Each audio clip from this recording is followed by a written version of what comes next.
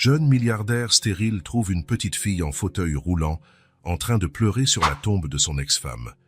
Elle lui donne une lettre et dit « Ma mère a écrit ceci pour toi ». Il commence à lire et murmure « C'est impossible, je suis infertile ». Il reste figé et se met à pleurer. Le ciel commençait à s'obscurcir quand Theo Wilder gara sa Mercedes noire devant le cimetière du Val-Fleury. 5 ans. Aujourd'hui, cela faisait exactement 5 ans. Les nuages lourds reflétèrent son humeur, pesante, sombre, inéluctable. Il ajusta machinalement sa cravate, plus par habitude que par nécessité. Tout chez Theo était méticuleusement calculé. Le costume italien sur mesure, la montre Patek Philippe, jusqu'à la façon de coiffer ses cheveux châtains foncés qui, à 34 ans, arboraient déjà quelques fils gris sur les tempes. Une fois par an, il s'autorisait ce moment de faiblesse. Une visite. Une reconnaissance silencieuse. Il attrapa le bouquet de lys blanc posé sur le siège passager. Le parfum des fleurs lui parvint, doux, pur, éphémère. Lara avait toujours préféré les lys. Tandis qu'il marchait entre les rangées de pierres tombales et de statues funéraires, Theo consulta sa montre. 17h30. Dans 1 heure, il serait de retour au cabinet pour une visioconférence avec des investisseurs à Tokyo. La vie ne s'arrêtait pas, même en ce jour.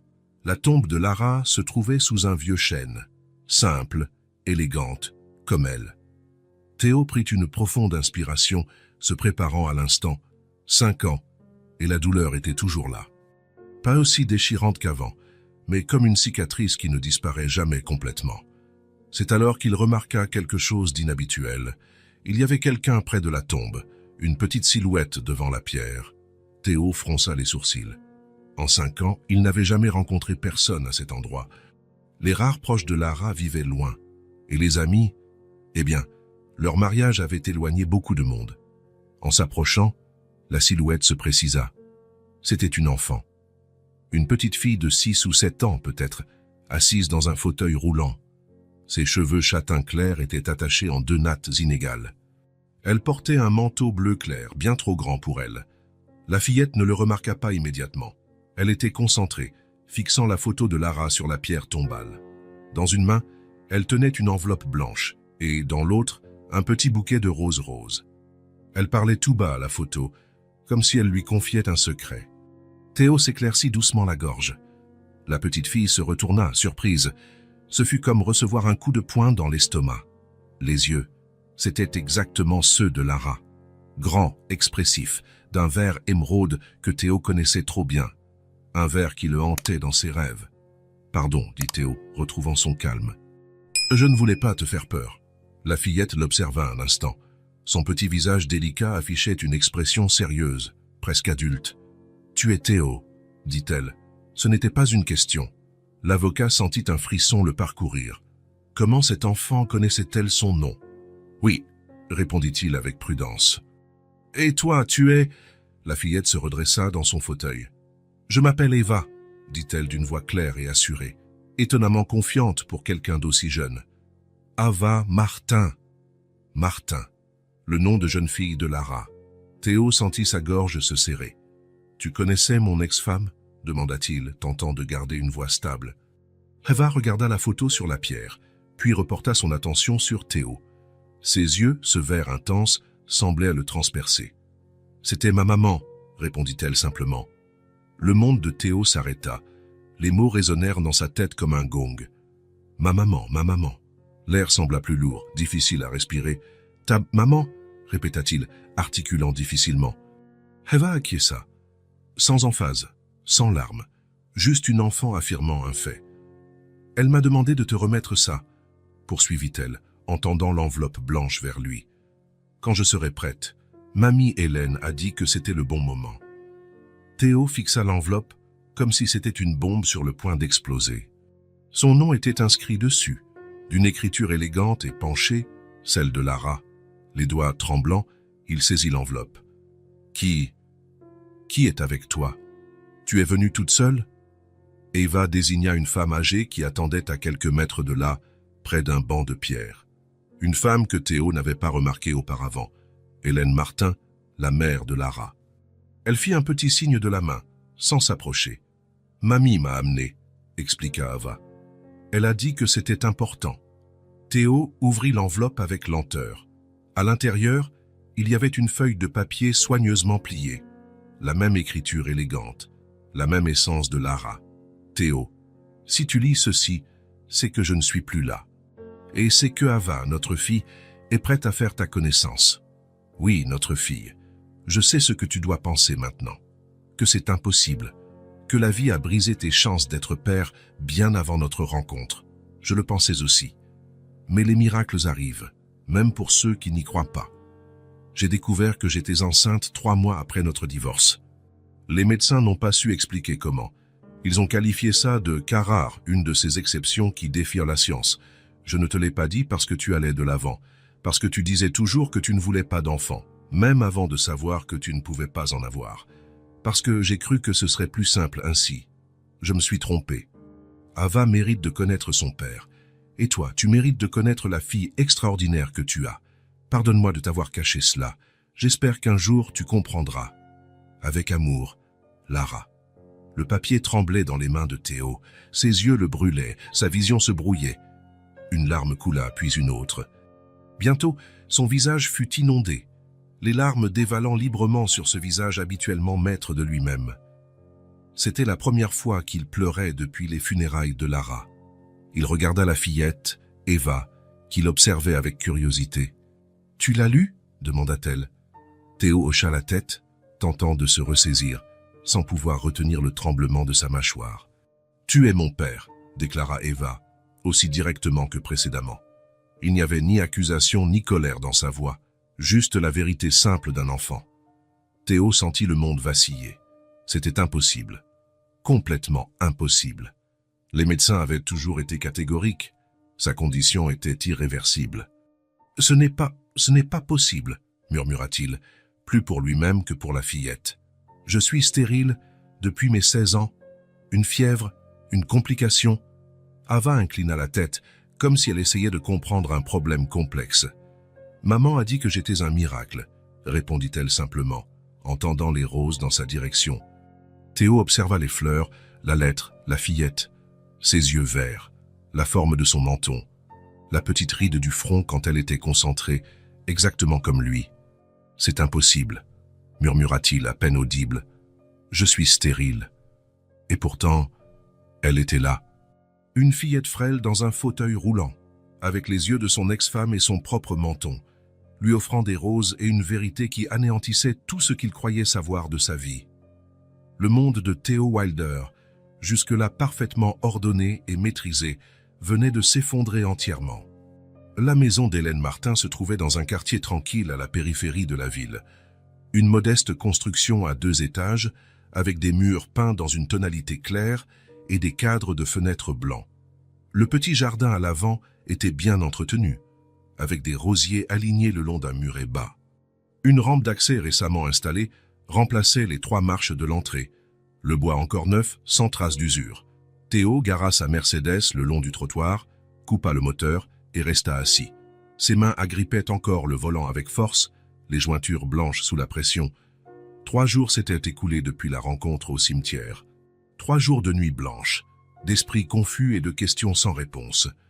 3 jours à vérifier ses anciens dossiers médicaux confirmant son état. Infertilité. Un diagnostic sans appel depuis ses 16 ans, suite à une fièvre rhumatismale compliquée. Les médecins avaient été clairs. Des chances pratiquement nulles de conception naturelle. Une sentence qu'il avait portée en silence toute sa vie d'adulte. Son assistante avait dû reprogrammer toutes les réunions de la semaine. Les associés du cabinet avaient reçu un bref message parlant d'urgence personnelle. Pour la première fois depuis des années, Théo Wilder, l'homme qui avait construit un empire juridique à partir de rien, se trouvait paralysé. « Cesse de tergiverser », se dit-il finalement en sortant de la voiture. L'air frais du matin ne l'aida pas à calmer les battements affolés de son cœur. À chaque pas vers la porte, il sentait le poids de l'enveloppe dans la poche intérieure de sa veste, la lettre de Lara, lue et relue des dizaines de fois ces derniers jours. Il hésita un moment avant d'appuyer sur la sonnette. Le son résonna dans la maison, suivi par des pas légers s'approchant. La porte s'ouvrit. « Tu es venu » dit Hélène Martin. Il n'y avait aucune surprise dans sa voix, seulement un calme résigné. Je savais que tu viendrais. La femme que Théo avait connue des années auparavant avait considérablement vieilli. Ses cheveux, autrefois bruns comme ceux de Lara, étaient désormais entièrement blancs, attachés en un simple chignon.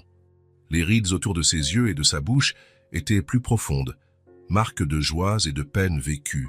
Mais son regard, ce regard direct et pénétrant, était resté le même. « J'ai besoin de réponses », se contenta-t-il de dire, sans formule de politesse. Hélène acquiesça et ouvrit davantage la porte. Elle dort encore. Elle a eu une nuit agitée. Un bref coup d'œil à l'horloge murale. On peut discuter dans la cuisine.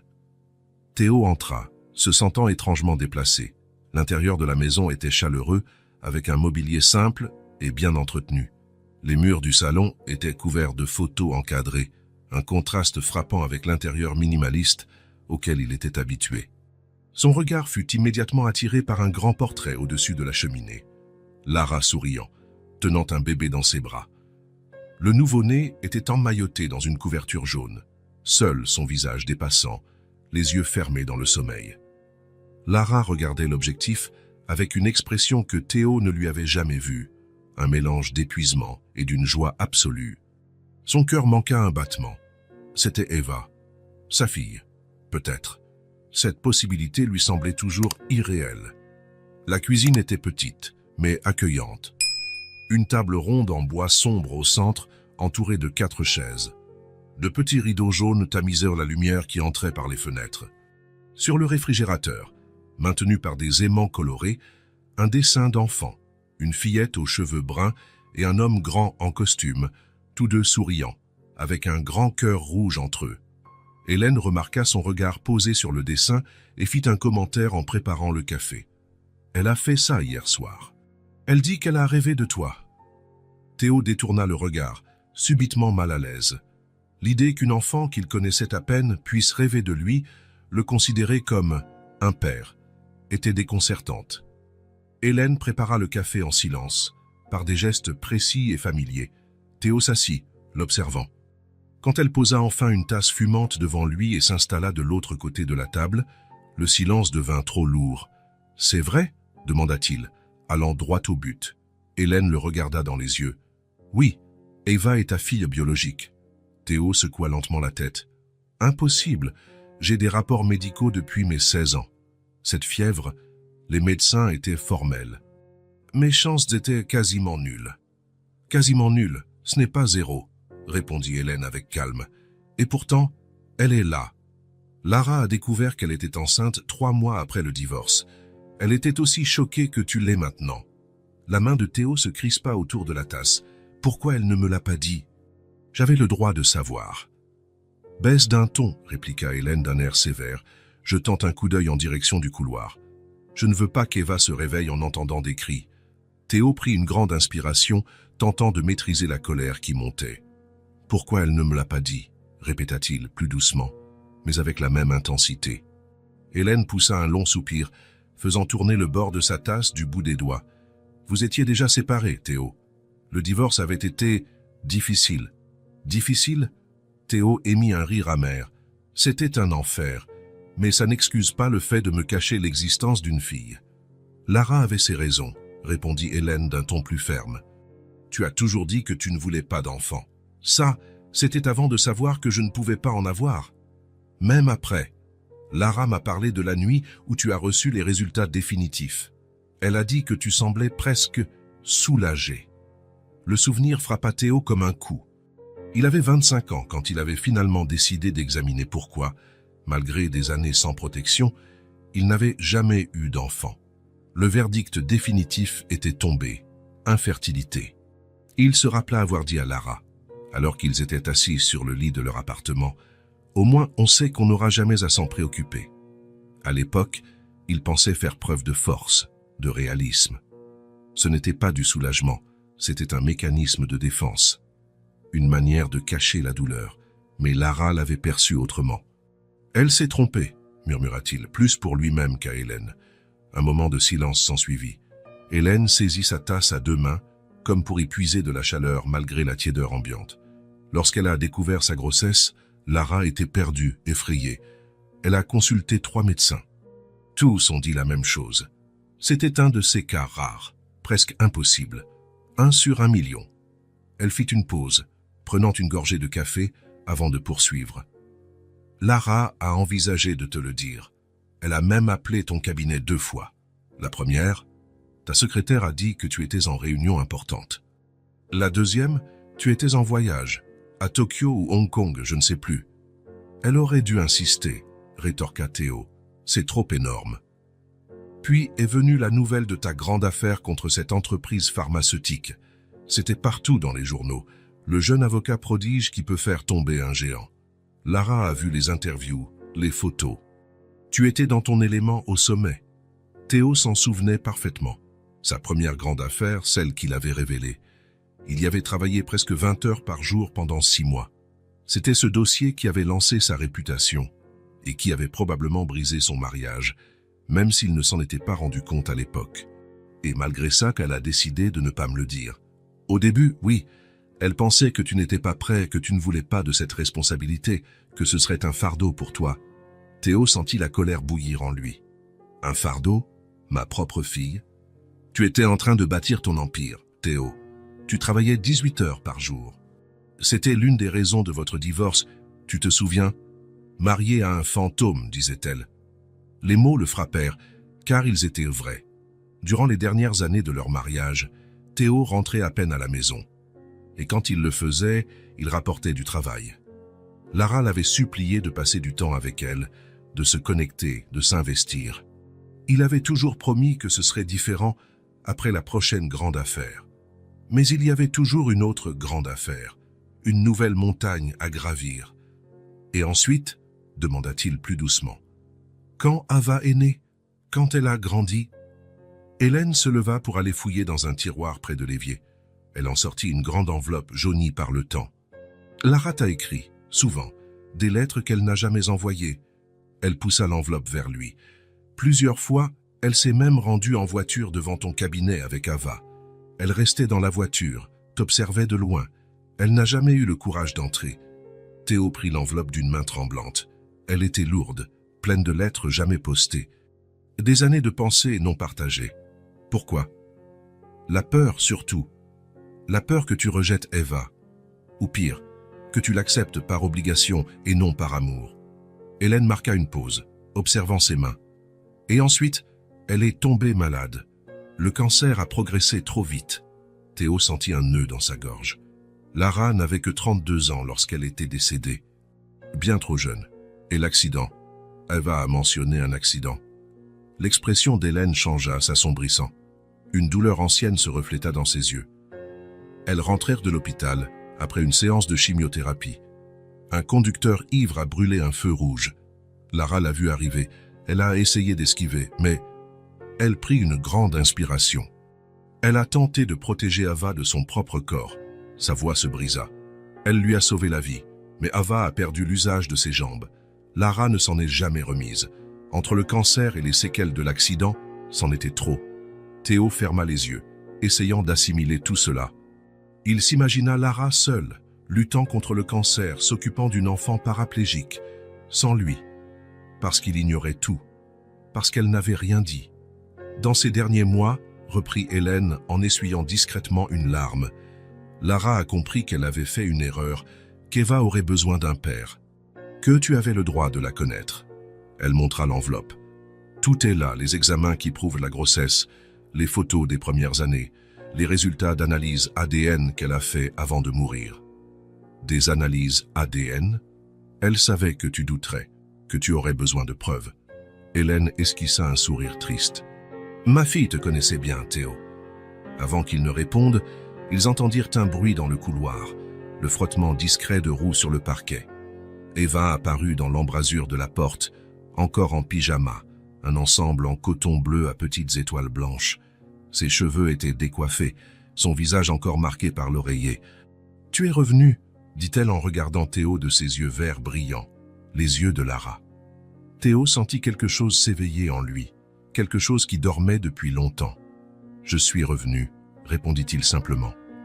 Eva sourit, un sourire timide et doux qui illumina tout son visage. Tu veux voir mes dessins ?» Hélène se leva. « Ava, ma chérie, d'abord le petit déjeuner. Ensuite, tu montreras tes dessins. » Ava fit une petite grimace, mais ne protesta pas. Hélène se mit à préparer le petit déjeuner. Des toasts, du jus d'orange, une pomme coupée en quartiers. « Je peux prendre du café comme vous ?» demanda Eva en regardant la tasse de Théo. « Quand tu auras 18 ans, répondit Hélène d'un ton qui montrait qu'elles avaient déjà eu cette discussion à maintes reprises. Eva poussa un long soupir dramatique. « Ça va durer une éternité. » Théo ne put retenir un petit sourire. Cette gamine avait de la personnalité. Pendant qu'Hélène déposait le petit déjeuner d'Ava sur la table, Théo sentit la main de la grand-mère effleurer son bras. Hélène le regardait intensément. « Ne fais pas ça, à moins d'en être sûre, » murmura-t-elle, pour qu'il soit le seul à l'entendre. Elle a déjà trop perdu, ne rentre pas dans sa vie pour en sortir après. Théo comprit l'avertissement. Il posa son regard sur Ava, qui grignotait sa tartine en les observant, puis sur l'enveloppe dans ses mains. « J'ai besoin d'être certain, » dit-il finalement.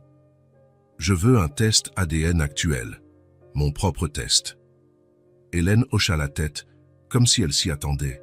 « C'est compréhensible, je peux organiser ça. » Eva inclina la tête, intriguée par la conversation d'adulte. « Vous parlez de moi ?» demanda-t-elle, la bouche à moitié pleine. « Ava, on ne parle pas la bouche pleine, » la réprimanda doucement Hélène. La fillette avala rapidement. « Pardon, mamie, mais vous parlez de moi, non ?» Théo se leva et s'approcha d'elle, s'agenouillant pour être à sa hauteur. De près, la ressemblance était encore plus frappante. La forme du nez, la ligne de la mâchoire, même la façon de froncer les sourcils quand elle était perplexe, des gestes qu'il voyait dans le miroir chaque jour. « Oui, » répondit-il sincèrement. « On parle de toi, de moi, et de plein de choses compliquées qui sont arrivées avant ta naissance. Des trucs d'adulte, » dit-elle, avec une sagesse dépassant son âge. « Exactement. » Théo ne put s'empêcher de sourire un peu. « Mais je te promets que je reviendrai pour voir tes dessins. » « Promis sur le petit doigt ?» Eva tendit son auriculaire, le regard plein d'espoir. Théo hésita un instant, puis entrelaça son auriculaire avec le sien. « Promis sur le petit doigt. » Le sourire qu'elle lui offrit fut comme un rayon de soleil après la tempête. Une semaine plus tard, Théo était assis à son bureau, au 40e étage d'une tour de verre au cœur de la ville. L'endroit qui avait toujours été son sanctuaire, son centre de pouvoir, lui paraissait désormais différent, plus froid, plus vide. Le soleil de l'après-midi traversait les baies vitrées, dessinant des motifs lumineux sur le sol en marbre sombre. Sur le bureau en verre, impeccablement ordonné comme toujours, reposait une enveloppe blanche. Le logo du laboratoire était imprimé dans le coin supérieur. Son nom en lettres formelles. Les résultats du test ADN. Il avait passé toute la semaine dans un état de flottement. Incapable de travailler, de dormir, à peine de manger. Son esprit était divisé entre la possibilité d'avoir une fille, chose qu'il avait toujours jugée impossible, et la peur de se tromper, de se faire de faux espoirs. Il était allé voir Eva 2 fois cette semaine-là. Il avait découvert ses dessins, écouté ses histoires, appris qu'elle adorait les livres sur les dinosaures et détestait les petits pois, qu'elle voulait devenir astronaute ou vétérinaire. Je ne me suis pas encore décidé. Qu'elle connaissait toutes les capitales d'Europe parce qu'elle avait un puzzle représentant la carte du monde. Chaque minute passée avec elle rendait plus difficile l'idée qu'elle ne fût pas sa fille. Ses doigts touchèrent l'enveloppe, hésitant. Une partie de lui ne voulait pas l'ouvrir. L'incertitude permettait encore de rêver. Finalement, il déchira l'enveloppe.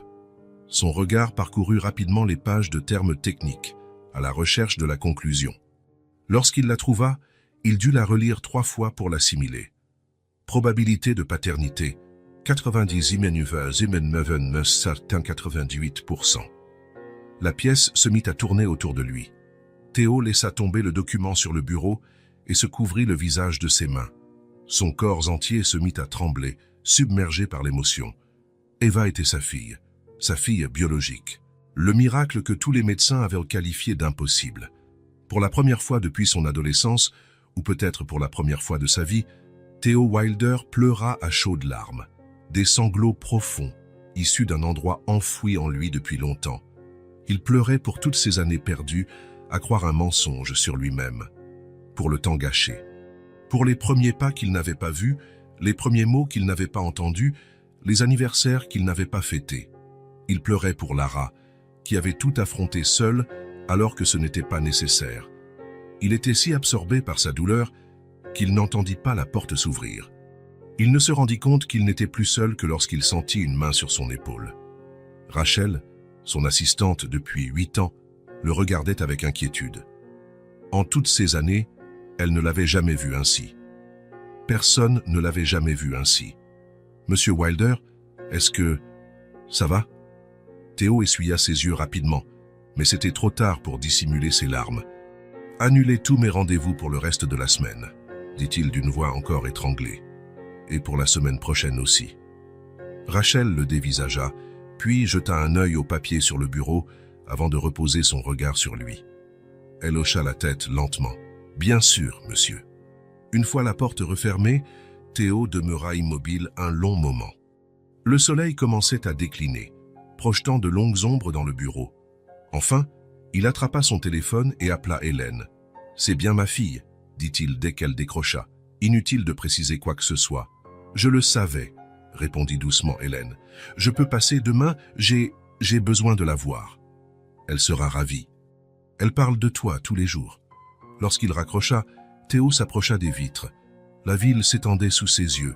Des millions de vies, des millions d'histoires. Et quelque part dans cette mer de lumière se trouvait une petite fille aux yeux verts qui avait bouleversé son existence. Ce qui paraissait hier encore impossible respirait désormais devant lui.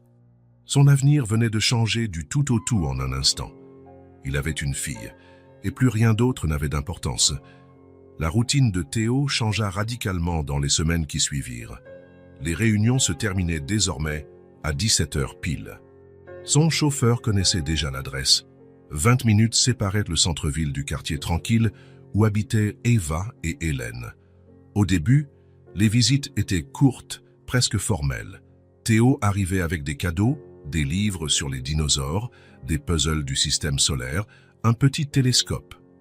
Eva les accueillait avec des yeux brillants de curiosité, mais Théo sentait bien qu'elle chérissait surtout sa présence plus que tout objet matériel. « Tu n'as pas besoin d'apporter des cadeaux à chaque fois », lui fit remarquer un après-midi Hélène, alors qu'il regardait Eva jouer dans le jardin avec un ensemble de figurines d'animaux qu'il avait apportées. « Je ne sais pas quoi faire d'autre, » avoua-t-il. « J'ai tellement de temps à rattraper. »« Du temps, » sourit doucement Hélène. « C'est exactement de ça dont elle a besoin. Pas de choses, juste ton temps. » Il prit le conseil au sérieux. Lors de la visite suivante, il arriva les mains vides, mais avec tout son après-midi de libre. Ensemble, ils montèrent un puzzle de 1000 pièces, une image de la Voie lactée. Cela prit des heures. À un moment donné, Théo se rendit compte que la nuit était déjà tombée dehors et qu'il n'avait pas consulté son téléphone une seule fois. « Je peux te poser une question ?» demanda Eva en essayant d'emboîter une pièce particulièrement difficile. « Bien sûr. Toi et maman, vous vous aimiez beaucoup ?» La question le prit au dépourvu. « Oui, » répondit-il après un moment. « On s'aimait beaucoup. » « Alors pourquoi vous êtes-vous séparés ?» Théo inspira profondément. Comment expliquer le divorce à un enfant de 6 ans? Comment parler d'éloignement émotionnel, de priorités divergentes, d'absence prolongée? Parfois, commença-t-il lentement, 2 personnes peuvent beaucoup s'aimer, mais ne parviennent pas à faire fonctionner leur relation. Comme des pièces de puzzle qui semblent s'emboîter, mais ne s'emboîtent pas vraiment. Eva hocha la tête, comme si cela était parfaitement logique. Comme cette pièce bleue qui a l'air d'aller dans ce coin du ciel, mais qui en fait va ailleurs. Exactement. Elle resta silencieuse un instant, puis dit « Maman parlait de toi. » Le cœur de Théo s'emballa. « Ah oui?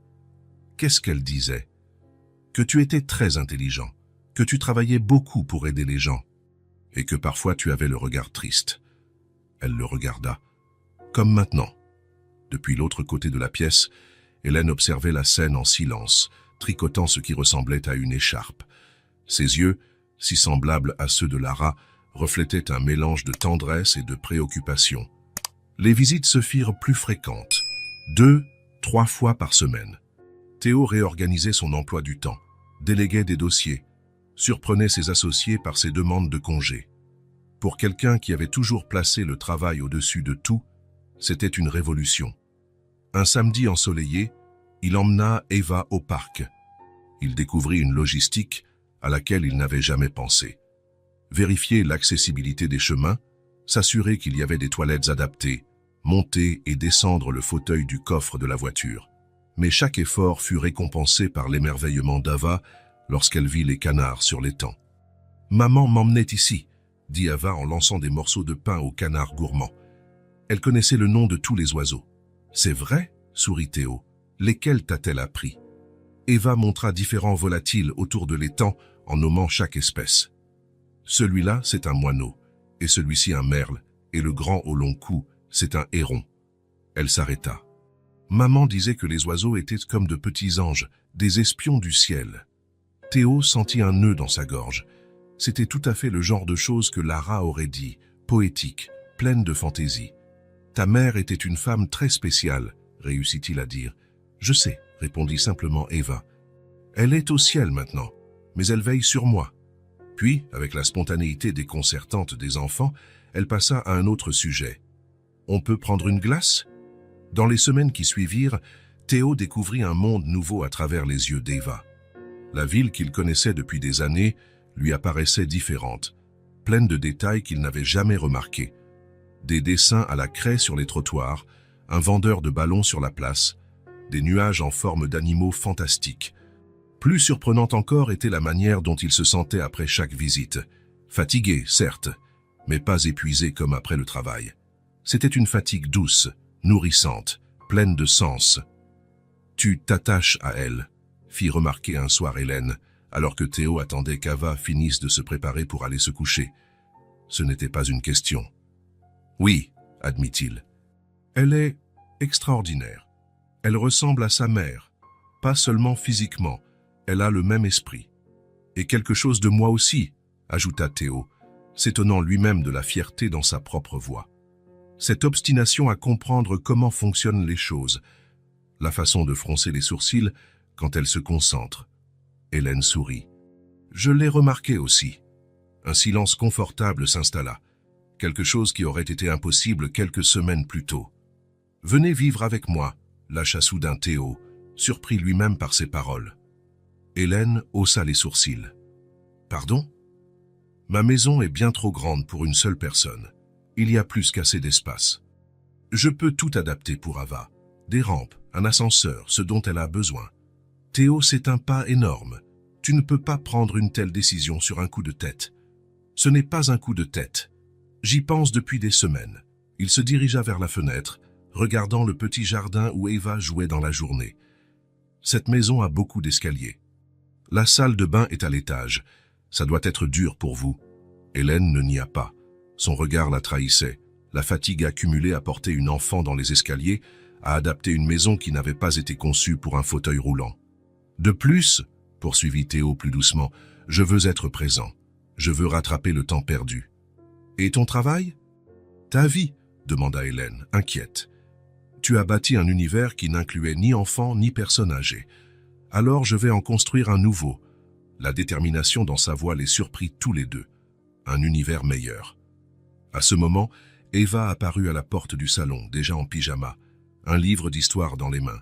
« Mamie, tu peux me lire celle de la princesse et du dragon ?» Puis elle remarqua l'air grave des adultes. « Tout va bien ?» Théo et Hélène échangèrent un regard. Ensuite, Hélène sourit. « Tout va très bien, ma chérie. En fait, je pense que ton père a quelque chose à te demander. » C'était la première fois qu'elle désignait Théo comme « ton père » en s'adressant à Ava. Le mot résonna dans la pièce, chargé de sens. Théo s'approcha d'Ava, s'agenouillant pour être à sa hauteur. « Ava, que dirais-tu de venir habiter dans ma maison, toi et mamie Hélène ?» Les yeux de la fillette s'agrandirent. « Dans ta maison immense, avec le jardin que tu as montré sur les photos ? Oui, on fera des aménagements pour que ce soit plus pratique pour toi. Et tu aurais ta propre chambre, que tu pourrais décorer comme tu voudras. » Ava regarda Hélène, puis Théo. Son petit visage affichait un sérieux étonnant pour son âge. « Mamie viendrait aussi ? » « Bien sûr. Je ne vais pas vous séparer. » Et je pourrais emmener mes livres et Monsieur Bulls. Monsieur Bulls était un poisson rouge dans un petit aquarium posé sur la table de chevet d'Eva. Tout est livres, et Monsieur Bulls absolument. Eva sembla réfléchir un instant, puis hocha la tête avec décision. D'accord, on peut y aller. La simplicité de sa réponse fit sourire les deux adultes. Pour Ava, c'était aussi simple que ça, une nouvelle aventure avec les gens qu'elle aimait. Plus tard, quand Ava fut endormie, Hélène et Théo s'installèrent sur la terrasse, observant les étoiles apparaître peu à peu dans le ciel. « Tu es sûr de toi ?» demanda Hélène encore une fois.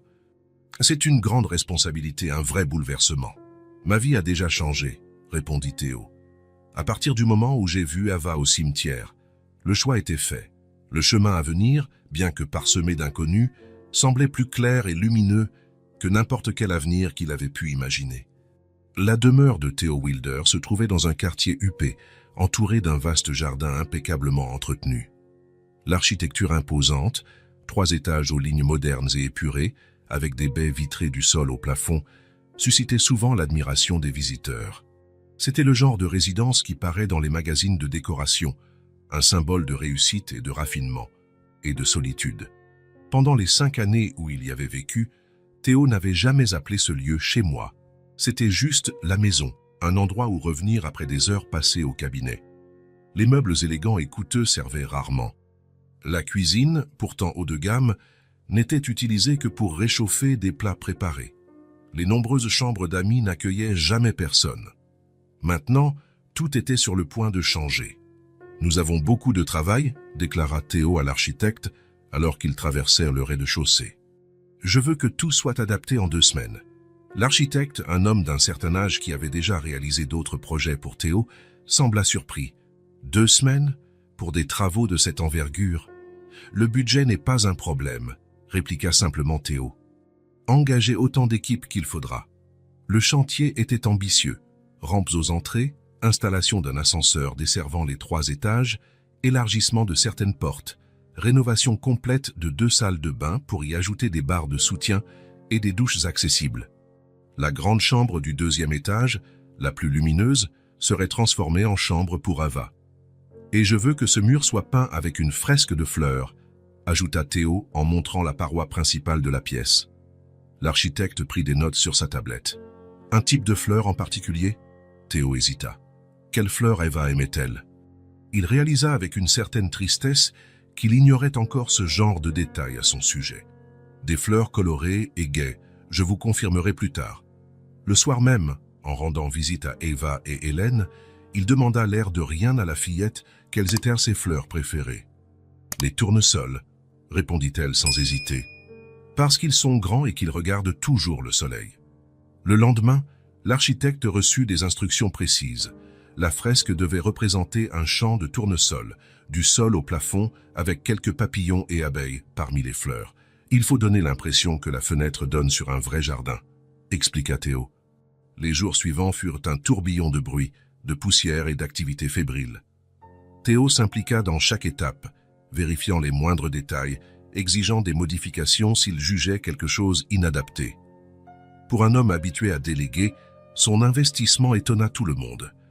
1 semaine avant l'emménagement, il emmena Ava et Hélène visiter la maison. Lorsque la voiture s'arrêta devant le portail, les yeux d'Ava s'écarquillèrent. « C'est là que tu habites ?» demanda-t-elle, ébahie. « C'est ici que nous habitons maintenant », corrigea Théo en souriant. « On entre ?»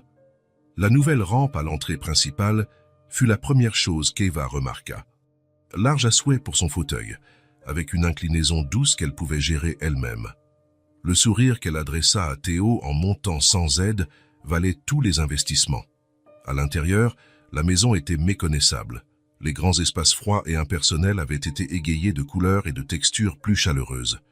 Dans la pièce principale, un canapé confortable avait remplacé le divan design, et une grande table basse invitait à y poser jeux et puzzles. Une bibliothèque flambant neuve affichait la collection de livres jeunesse que Théo avait accumulés ces dernières semaines. « Et ici » dit-il en montrant un panneau discret dans le mur. « Voilà l'ascenseur. Il nous emmènera à tous les étages. » Ava considéra l'ascenseur avec fascination. « Je peux appuyer sur le bouton ?»« Bien sûr, celui-là c'est pour monter. » Quand les portes s'ouvrirent au deuxième étage, Théo sentit un léger trac. « Ta chambre est par ici », déclara-t-il en la guidant le long du couloir. « J'espère qu'elle te plaira. » En ouvrant la porte, la réaction d'Eva récompensa tous ses efforts. Ses yeux s'illuminèrent en découvrant la fresque de tournesol qui recouvrait le mur, si réaliste qu'on aurait cru sentir le vent les faire bouger. Le lit était à une hauteur calculée pour faciliter son transfert depuis le fauteuil. Un bureau réglable en hauteur était placé près de la fenêtre. Des étagères à sa portée exposaient livres, jeux et quelques-uns de ses jouets préférés que Théo avait récupérés dans son ancienne maison. « C'est tout pour moi ?» demanda Eva, absorbant le décor. « Rien que pour toi », confirma Théo. « Et si quelque chose ne te plaît pas, on peut le changer. » Eva secoua doucement la tête. « Je ne veux rien changer, c'est parfait. » Tandis qu'elle explorait la chambre, touchant les livres, examinant chaque détail de la fresque, Hélène s'approcha de Théo. « Tu as vraiment tout prévu », remarqua-t-elle, la voix tremblante d'émotion. « J'ai essayé », répondit-il. « Mais je sais que j'ai encore beaucoup à apprendre. » Hélène sourit, posant une main sur son bras. « Nous apprenons tous, Théo. C'est ainsi que ça fonctionne. » La chambre d'Hélène était adjacente à celle d'Ava, avec une porte communicante, une demande spécifique de la grand-mère, qui craignait encore les éventuels cauchemars ou besoins nocturnes de la fillette. L'espace était élégant et confortable, dans des tons doux, avec un petit coin lecture près de la fenêtre. « Il ne manque qu'une chose », annonça Théo en les ramenant au rez-de-chaussée. Il les conduisit vers une porte donnant sur l'arrière de la maison. Cette partie n'était pas terminée quand nous avons commencé, mais ils ont fini hier. En ouvrant la porte, le jardin arrière révéla un tout nouveau visage. Des allées pavées, plates et larges, sillonnaient la pelouse, parfaite pour un fauteuil roulant. Des plates-bandes surélevées regorgeaient de fleurs et d'herbes aromatiques. Au centre, une petite fontaine émettait un doux clapotis relaxant. Et là, dans le coin le plus ensoleillé, poussait un petit champ de tournesol véritable, leur visage doré tourné vers le soleil de l'après-midi. « Pour que tu n'oublies jamais de regarder le soleil », dit doucement Théo à Eva. Les jours suivants furent consacrés au déménagement proprement dit. Meubles personnels, vêtements, livres, jouets, souvenirs. Toute la vie d'Hélène et d'Ava fut transférée dans ce nouvel espace. Théo supervisait chaque étape, veillant à ce que chaque objet précieux soit manipulé avec soin. Le premier soir officiel dans la nouvelle maison, ils dînèrent ensemble. La grande table de la salle à manger, auparavant utilisée par Théo pour étaler ses dossiers, reprit enfin sa fonction initiale. Hélène avait préparé le repas, insistant pour que ce soit sa manière de contribuer à cette nouvelle étape. Eva parlait sans s'arrêter de tout ce qu'elle prévoyait de faire dans sa nouvelle chambre, dans le jardin, des livres qu'elle voulait lire. Son enthousiasme était contagieux. Hélène ajoutait quelques commentaires, semblant elle aussi plus détendue dans ce nouveau cadre. Théo les observait, une sensation étrange lui serrant la poitrine. Cette table n'avait jamais accueilli de conversation joyeuse comme celle-ci.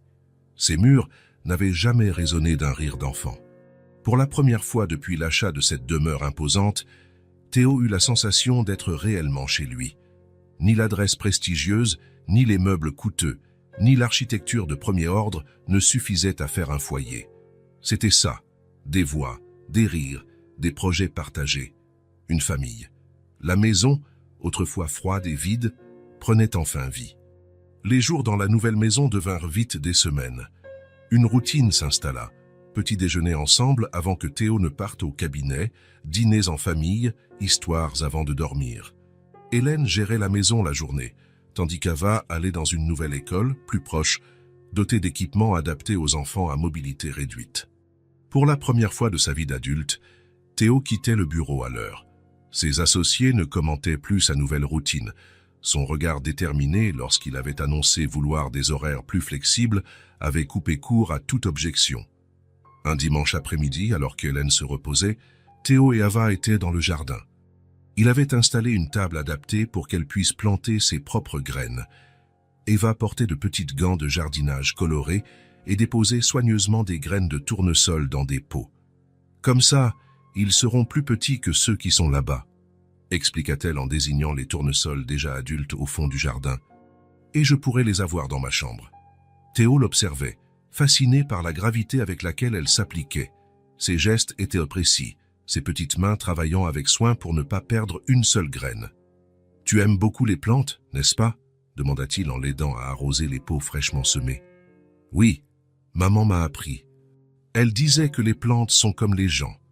Elles ont besoin d'amour et de patience pour bien grandir. » Le cœur de Théo se serra, comme à chaque fois qu'Ava mentionnait Lara.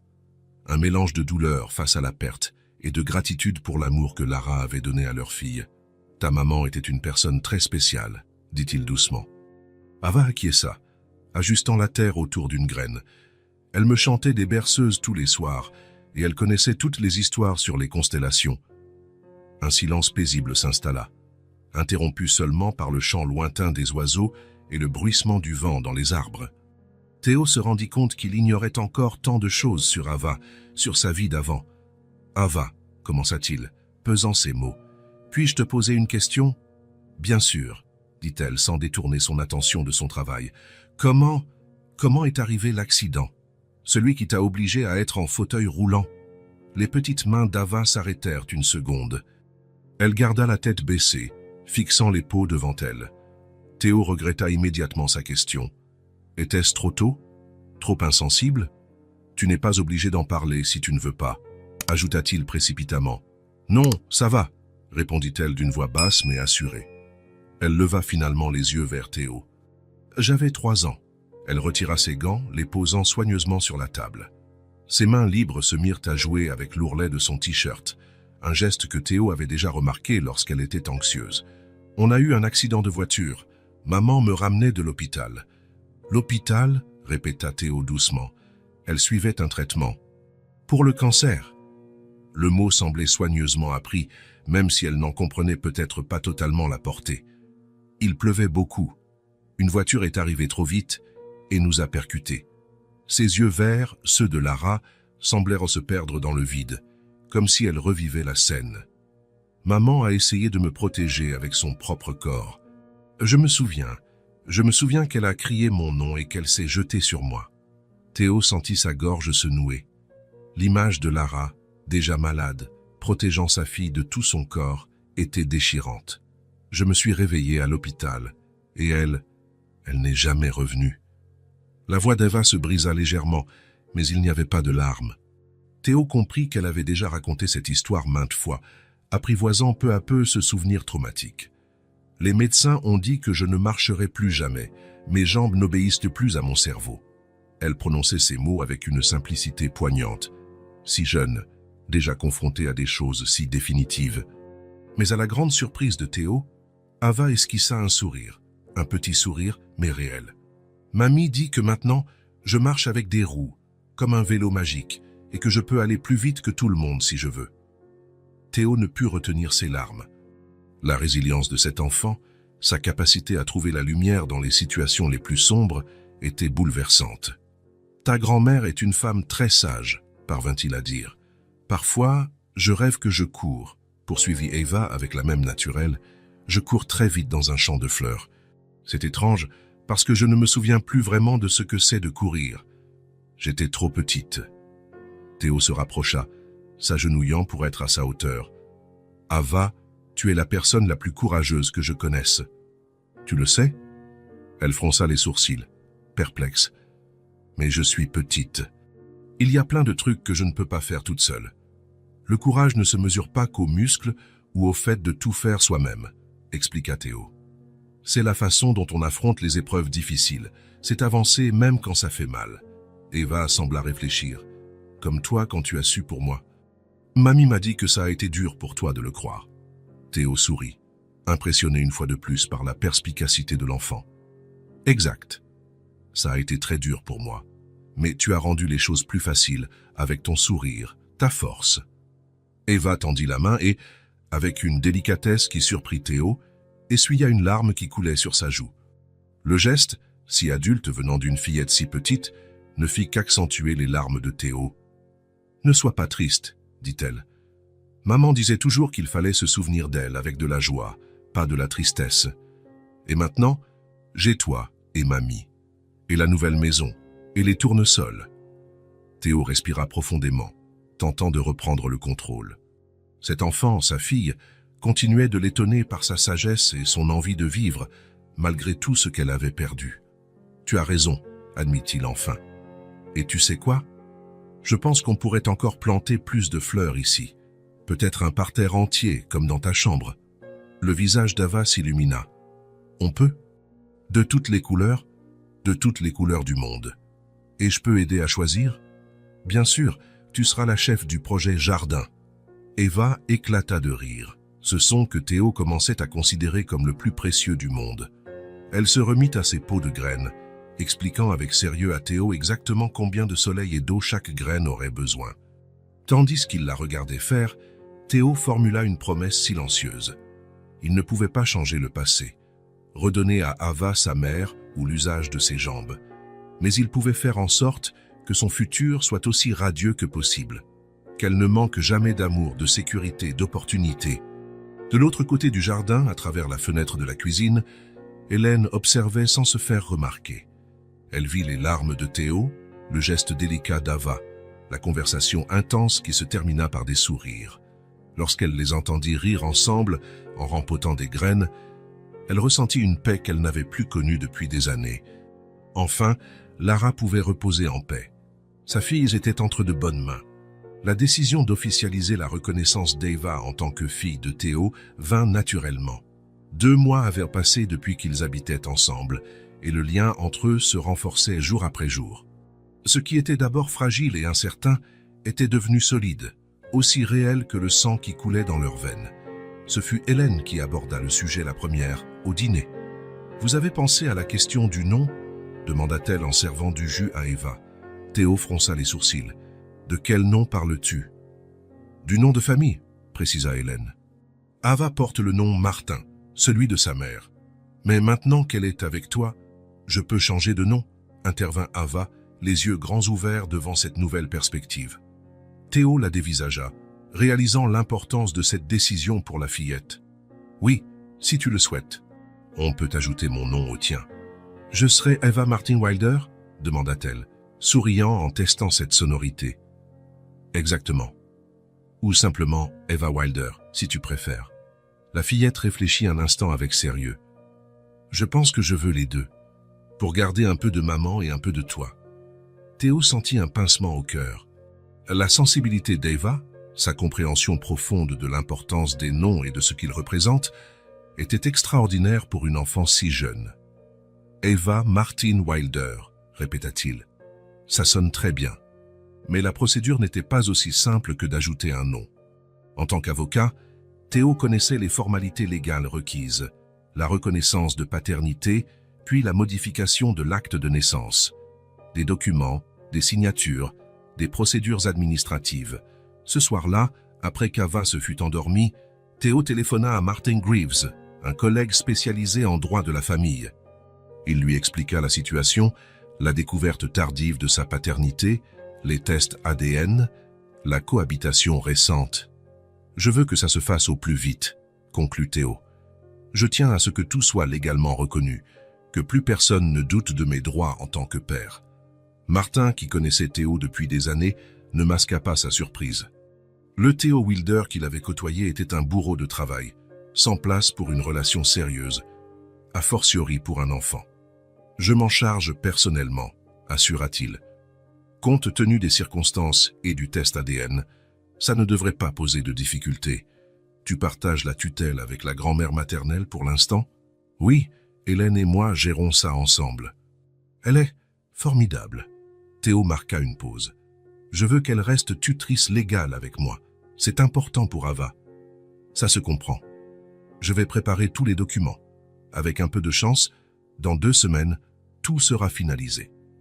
Grâce à l'influence de Théo et à l'efficacité de Martin, les démarches administratives avancèrent plus vite que prévu.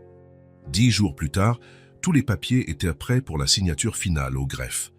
Le matin du grand jour, Eva était particulièrement excitée.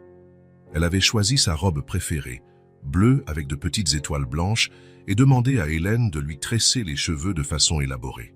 « Je veux être jolie pour devenir une Wilder », avait-elle expliqué avec sérieux. Théo, habitué à porter un costume impeccable tous les jours, soigna encore plus son apparence ce matin-là. Il choisit une cravate bleue pour l'assortir à la robe d'Ava, détail qu'elle remarqua aussitôt avec un grand sourire de satisfaction. Au greffe, l'ambiance était calme en ce mardi matin. Martin les attendait à l'entrée, la pochette de documents sous le bras. Il salua Théo avec formalité, mais s'accroupit pour parler à Ava à sa hauteur. « Alors, c'est toi la fameuse Ava. Ton père ne parle que de toi au cabinet. » Eva tourna la tête vers Théo, surprise et heureuse. « C'est vrai ?» Théo sentit ses oreilles chauffer. C'était vrai. Ces derniers mois, sa conversation retombait toujours sur Eva, ses progrès à l'école, ses réflexions pleines de bon sens, ses nouveaux projets, sa personnalité pétillante. « Je parle peut-être un peu de toi, » admit-il. L'officière les accueillit avec professionnalisme, mais son regard s'adoucit en voyant Eva dans son fauteuil roulant, observant les lieux avec curiosité. « Nous allons officialiser la reconnaissance de paternité et le changement de nom, » annonça-t-elle en vérifiant les documents. Eva Martin devient officiellement Eva Martin Wilder. Théo signa aux emplacements prévus. Hélène, en qualité de représentante légale d'Ava, signa également, confirmant son accord. L'officière tamponna et enregistra le tout, puis tendit un stylo spécial à Eva. « Tu dois signer toi aussi, ma grande. Écris ton nom juste ici. » Eva prit le stylo avec admiration. Avec application, elle traça son nom en lettres majuscules, chaque caractère soigneusement formé, fruit d'exercices de calligraphie à l'école. Quand elle eut fini, elle contempla son travail avec fierté. « C'est fait », déclara l'officière en souriant. « Officiellement, tu t'appelles maintenant Eva Martin Wilder. » Eva applaudit, le visage rayonnant de joie. Hélène avait les larmes aux yeux. Martin tapota l'épaule de Théo et lui glissa un « félicitations », avant de se retirer discrètement pour leur laisser un moment en famille. En sortant du greffe, le soleil de fin de matinée les enveloppa d'une chaleur agréable. Théo poussait le fauteuil d'Ava jusqu'à la voiture, Hélène les accompagnant en tenant précieusement les nouveaux documents. « Je suis vraiment ta fille maintenant ?» demanda soudain Eva, se retournant vers Théo. Il s'arrêta, fit le tour pour se placer à hauteur de son visage. Son regard rencontra le sien. « Tu l'as toujours été », répondit-il simplement. « Ce papier, c'est juste pour que le monde le sache aussi. » Ava sourit et ouvrit les bras.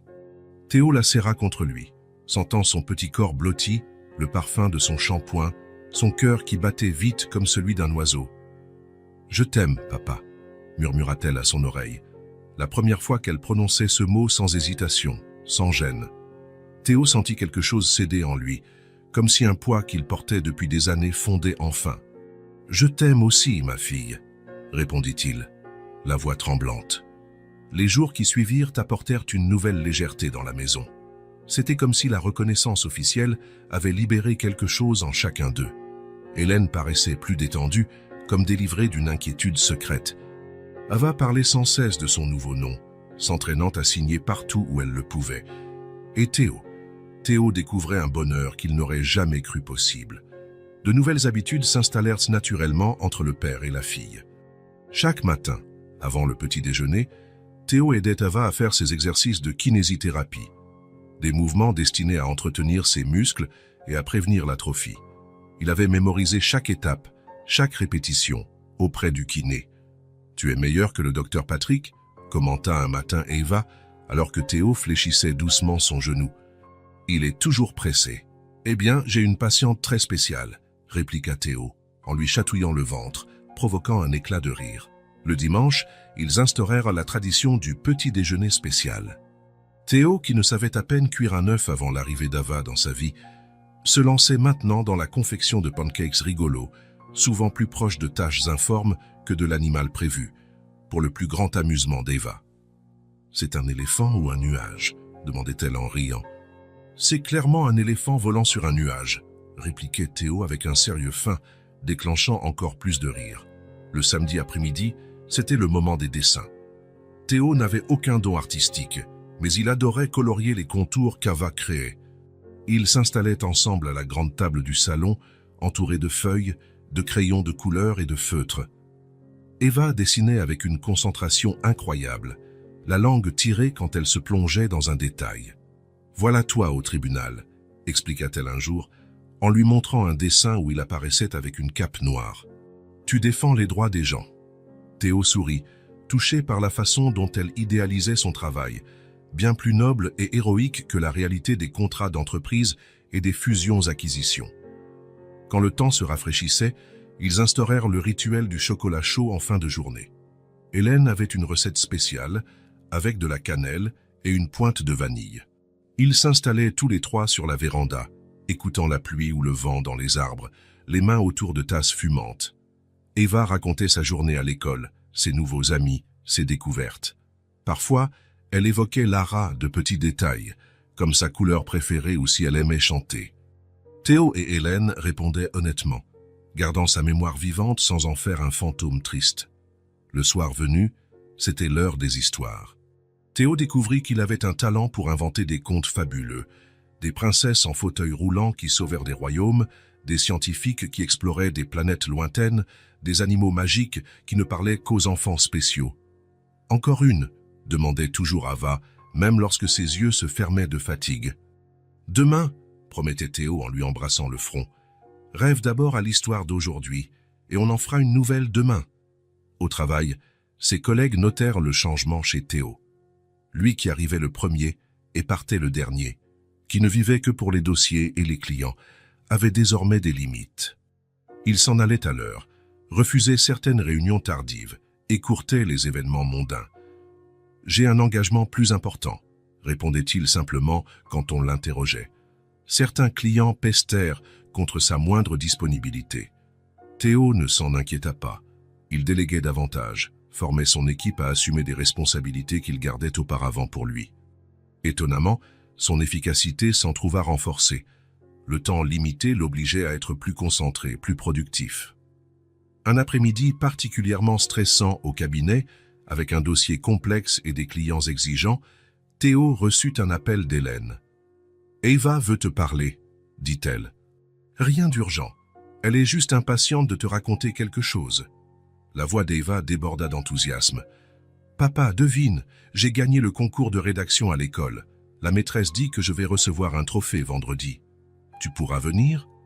Le stress de la journée s'évapora instantanément. « Je ne raterai ça pour rien au monde », assura Théo. « C'était quoi le thème de la rédaction ?»« Mon héros », répondit Eva. « J'ai parlé de toi. Je t'ai appelé mon avocat du cœur. » Quelque chose se brisa et se recomposa en Théo à cet instant. « Avocat du cœur. » Oui, parce que tu défends les gens en justice, mais tu prends aussi soin de mon cœur. La maîtresse a trouvé ça très beau. Elle a dit que c'était super créatif. Quand il raccrocha, Théo resta un moment immobile, regardant par la fenêtre de son bureau.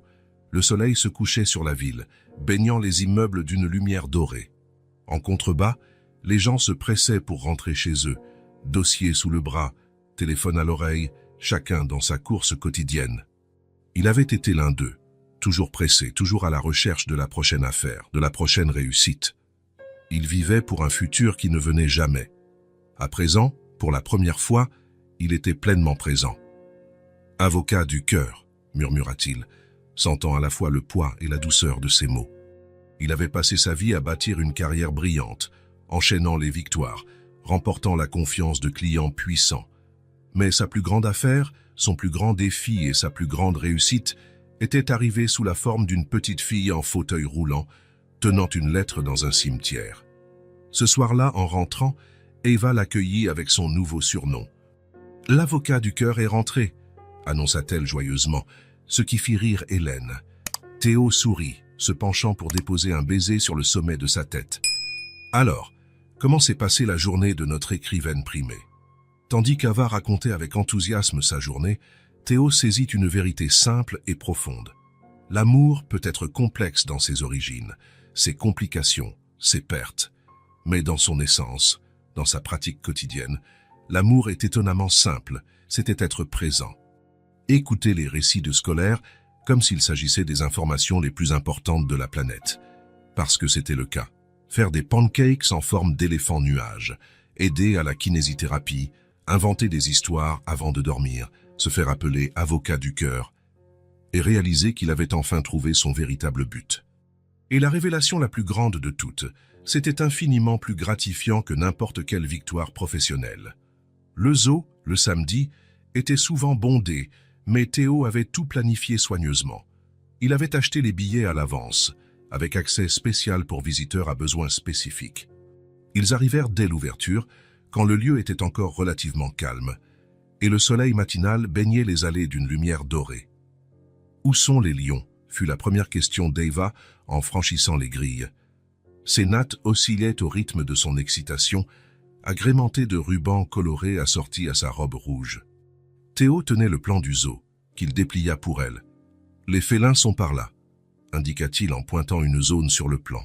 « Mais on va commencer ici, avec les primates, et faire une boucle pour tout voir. »« Je veux tout voir », déclara Ava, les yeux pétillants. « Absolument tout. » Théo sourit. « Alors, c'est parti. » Le zoo était bien pensé pour l'accessibilité, chemin large et plat, rampe. Ava tenait à pousser son propre fauteuil la plupart du temps, pour muscler mes bras, comme dit le kiné. Mais Théo l'aidait dans les pentes douces ou quand elle se fatiguait. Dans la zone des primates, ils s'arrêtèrent devant un groupe de gorilles. Le mâle imposant trônait au milieu de l'enclos, tandis qu'une femelle plus petite jouait avec un bébé. « Il te ressemble quand tu réfléchis à un dossier compliqué », plaisanta Ava, montrant le grand gorille à l'air sérieux. Théo éclata de rire, feignant l'indignation. « Je suis vexé, je n'ai pas l'air si renfrogné. »« Si, un peu, » insista Ava, hilar. « Surtout quand tu portes tes lunettes au bout du nez pour lire. » Théo ignorait qu'elle l'observait si attentivement. C'était étrange et merveilleux de se voir à travers le regard d'un enfant, des détails qu'il ne remarquait même pas et qu'elle captait parfaitement. Dans la section suivante, les éléphants impressionnèrent beaucoup Eva. Elle demeura longtemps silencieuse devant une éléphante qui guidait tendrement son petit avec sa trompe. « Il n'oublie jamais », finit-elle par dire. « J'ai lu ça dans un livre. Les éléphants ont une excellente mémoire. »« C'est vrai », approuva Théo. « Comme moi, » poursuivit-elle, pensive. « Je me souviens encore de maman, de son parfum, de sa voix. Même si j'étais petite quand elle est partie. » Théo ressentit ce pincement familier, une tristesse et une reconnaissance mêlées face à la façon dont Eva gérait son deuil. « C'est un cadeau, » dit-il doucement, « de pouvoir te souvenir d'elle. » Eva hocha la tête. « C'est comme un trésor invisible que j'ai en moi. » Puis, passant à autre chose, elle demanda « On peut voir les pingouins maintenant ?» Les pingouins remportèrent un succès immédiat.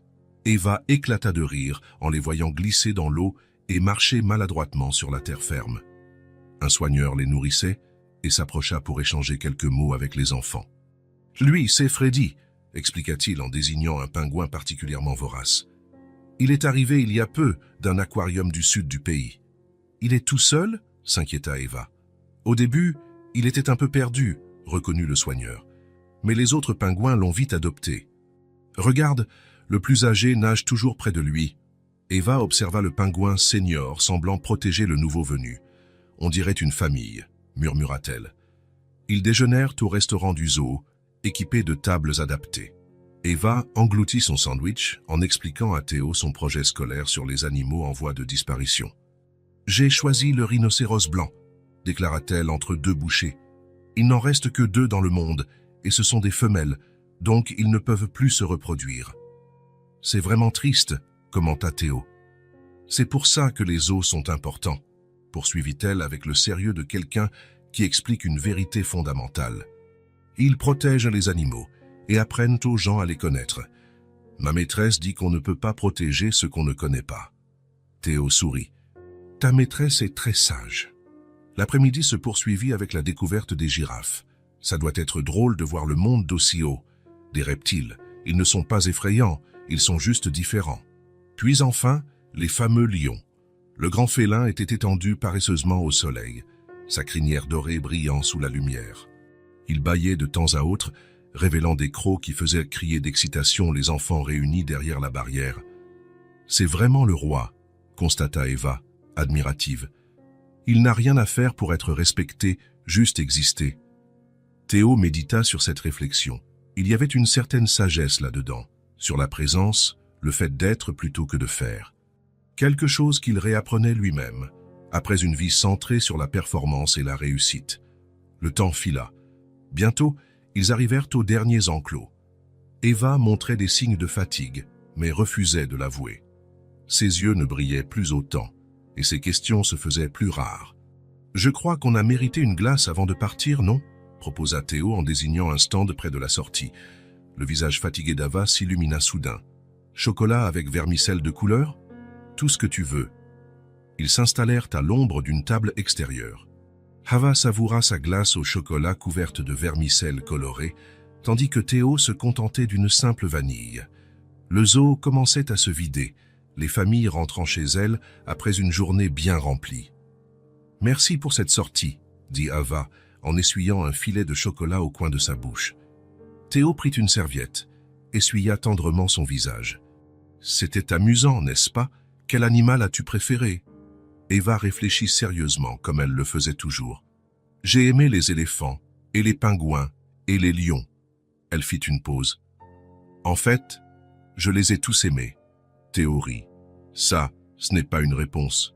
Mais c'est vrai, » insista-t-elle en souriant. Son visage redevint soudain sérieux. Elle baissa les yeux sur sa glace à moitié fondue. « Tu sais, je n'étais jamais venue au zoo avant. »« Jamais ?» Elle secoua la tête. « Maman voulait m'y emmener, mais elle est tombée malade. Et ensuite, pas besoin de finir la phrase. » Théo ressentit de nouveau cette double peine, la tristesse pour tout ce que Lara n'avait pas pu vivre avec Ava, et la gratitude de pouvoir être là maintenant pour lui offrir ces moments.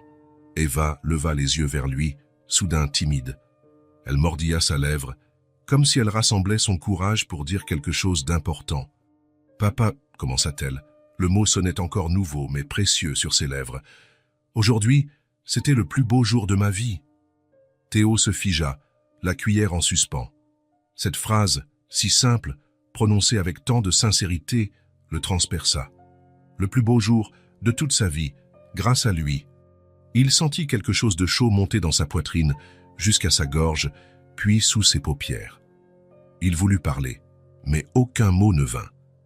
Il posa plutôt la cuillère, tendit la main et recouvrit la petite main d'Ava. Il baissa la tête, essayant de dissimuler les larmes qui coulèrent déjà. « Ne sois pas triste », s'inquiéta Ava, resserrant sa main dans la sienne. Théo secoua la tête, toujours incapable de lever les yeux. « Ce n'est pas de la tristesse », expliqua-t-il finalement, la voix rauque. « C'est de l'amour. »« L'amour fait pleurer ? Parfois ?» répondit-il en relevant enfin la tête pour la regarder. « Quand c'est trop grand pour tenir en nous. » Ava le considéra un instant, puis sourit, ce sourire qui illuminait tout autour. « Alors je crois que je suis à deux doigts de pleurer aussi, parce que je t'aime gros comme tout le zoo. Non, plutôt toute la ville. Non, tout le monde. » Théo rit en larmes, un rire qui libérait quelque chose de longtemps enfoui.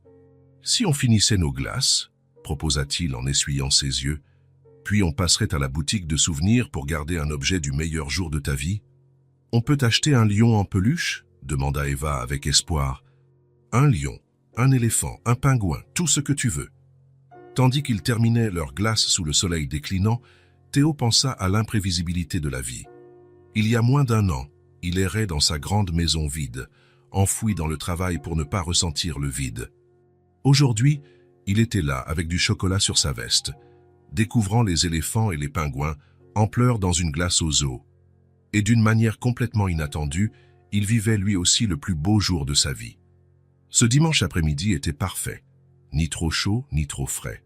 Un ciel d'un bleu presque irréel, avec quelques nuages blancs dérivant paresseusement. Dans le jardin, désormais pleinement adapté pour Ava, on voyait les premiers signes du printemps. Les tournesols qu'ils avaient plantés ensemble commençaient à pointer, encore petits, mais déjà tournés vers le soleil. Hélène Martin observait depuis la fenêtre du salon. Son tricot reposait sur ses genoux, oublié. Elle était absorbée par la scène dans le jardin. Théo courait sur la pelouse, poussant le fauteuil d'Ava en cercle de plus en plus rapide. Le fauteuil, spécialement renforcé pour l'extérieur, glissait sans à-coups sur le chemin pavé. « Plus vite !» criait Eva en riant. « On va dépasser la voiture numéro 7. »« Tiens-toi bien, pilote !» s'exclama Théo.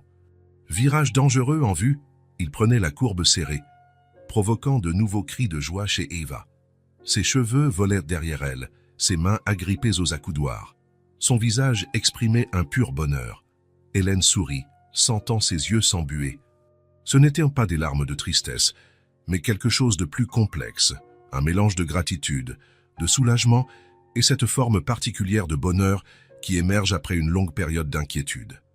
Pendant tant d'années, Hélène avait porté le poids de l'incertitude. Durant la période où Lara élevait seule Ava, puis quand sa petite fille était tombée malade, et enfin après le décès de Lara. La responsabilité de s'occuper d'une enfant handicapée à plus de 60 ans était effrayante. Et toujours, cette question, en faisait-elle assez? Ava aurait-elle tout ce dont elle avait besoin pour s'épanouir? À présent, en voyant cette simple scène d'un père jouant avec sa fille, Hélène sentait un vieux nœud se défaire en elle. Théo semblait si différent de l'homme qu'elle avait connu autrefois, quand il était marié à Lara. À l'époque, il souriait rarement, consultait sans cesse sa montre, l'esprit toujours ailleurs. Aujourd'hui, il était pleinement présent, ses vêtements pourtant élégants froissés et tachés d'herbe, le visage rougi par l'effort, le sourire aussi large que celui d'Ava. Comme s'il percevait son regard, Théo leva les yeux vers la fenêtre et fit un signe de la main. Ava le remarqua et agita aussi son bras avec enthousiasme. Hélène leur répondit, le cœur débordant. Peu après, la porte arrière s'ouvrit et leurs voix résonnèrent dans la maison. Eva riait encore, décrivant à Théo comment ils avaient dépassé la voiture numéro 7 à la dernière boucle. « Mamie, tu as vu, on a gagné la course !» s'exclama Eva en entrant, tandis que Théo la poussait. « Oui, ma chérie, vous alliez si vite. Papa dit qu'un jour, on ira voir une vraie course. Juste pour regarder, hein? Ça a l'air chouette, » répondit Hélène, ravie de son enthousiasme. « J'ai soif, » enchaîna Eva. « Je peux aller prendre un jus dans le frigo ?»« Bien sûr, » approuva Théo. « Tu veux que je vienne t'aider ?»« Non, merci, je peux me débrouiller. » Eva manœuvra son fauteuil avec assurance en direction de la cuisine.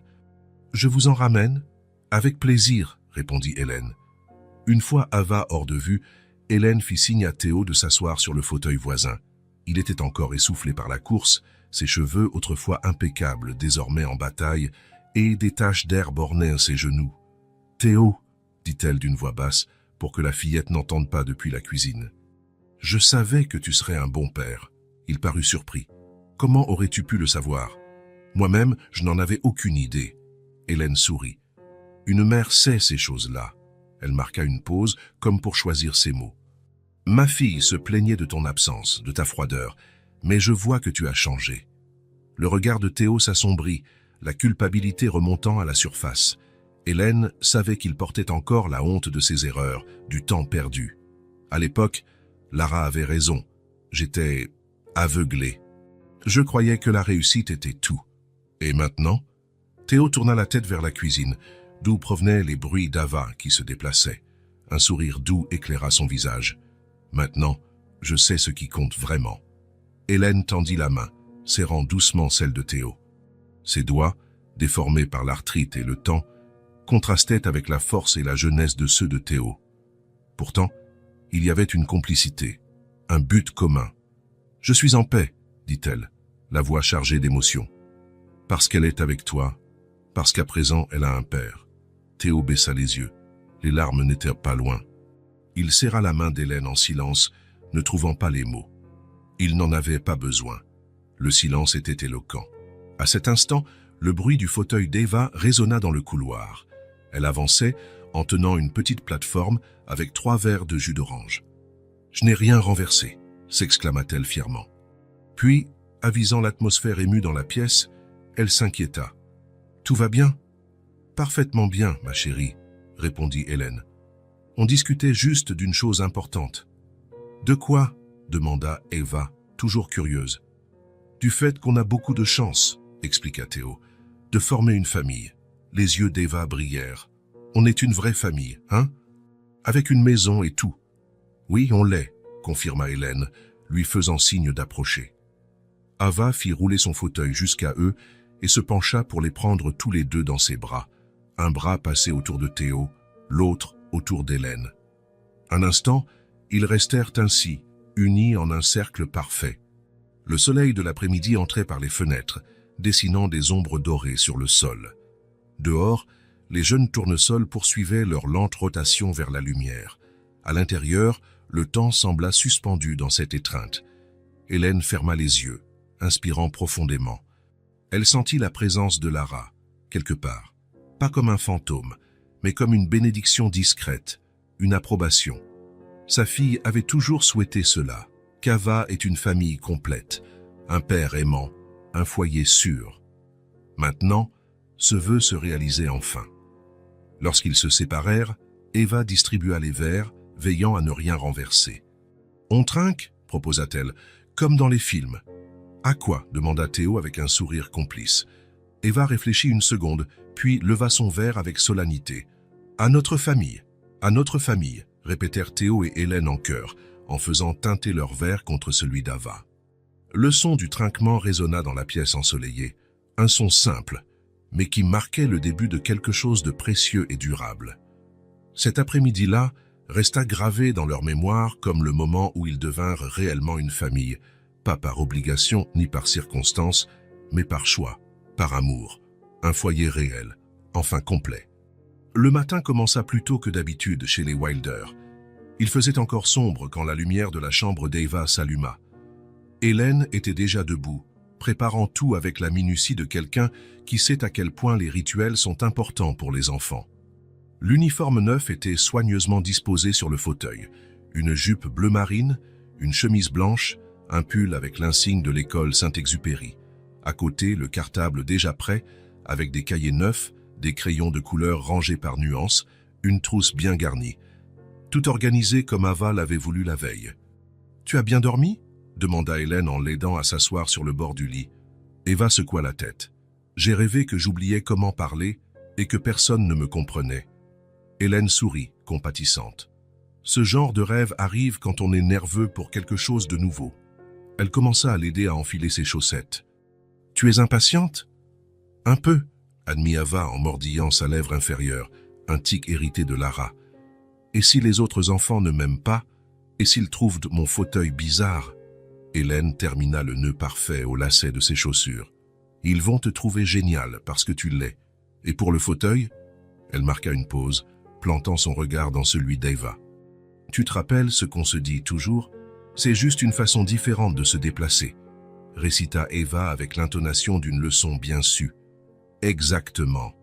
Et tu pourras toujours leur montrer tes pirouettes incroyables dans le couloir. » Eva esquissa un sourire, le premier sincère de la journée. En bas, Théo préparait le petit déjeuner avec une concentration presque obsessionnelle. Des pancakes en forme d'étoile, du jus d'orange pressé, des fruits découpés en figures amusantes.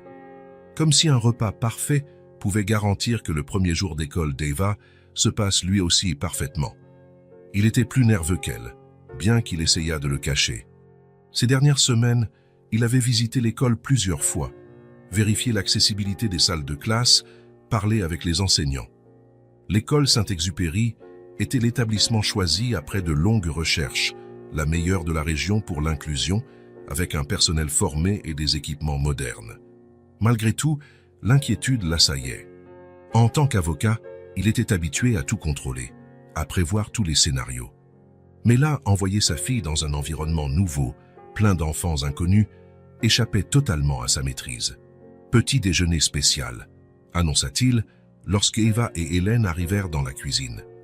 Eva, dans son uniforme impeccable, remarqua la table décorée de façon presque théâtrale et sourit. « Les pancakes ont des yeux et une bouche souriante », confirma Théo. « Des pancakes joyeux pour un premier jour joyeux. » Hélène croisa le regard de Théo par-dessus la tête d'Ava, un air complice. Tous deux tentèrent de maintenir une atmosphère légère, d'effacer leur propre anxiété pour ne pas augmenter celle de la fillette. Le petit déjeuner fut plus silencieux qu'à l'accoutumée, chacun perdu dans ses pensées. Ava picora ses pancakes souriant sans grand appétit, tandis que Théo regardait l'horloge, soucieux de ne pas être en retard tout en ne voulant pas arriver trop tôt. « Tu te souviens de ce qu'on a dit ?» demanda-t-il en l'aidant à monter en voiture. « Le moindre problème. L'école a mon numéro et celui de mamie.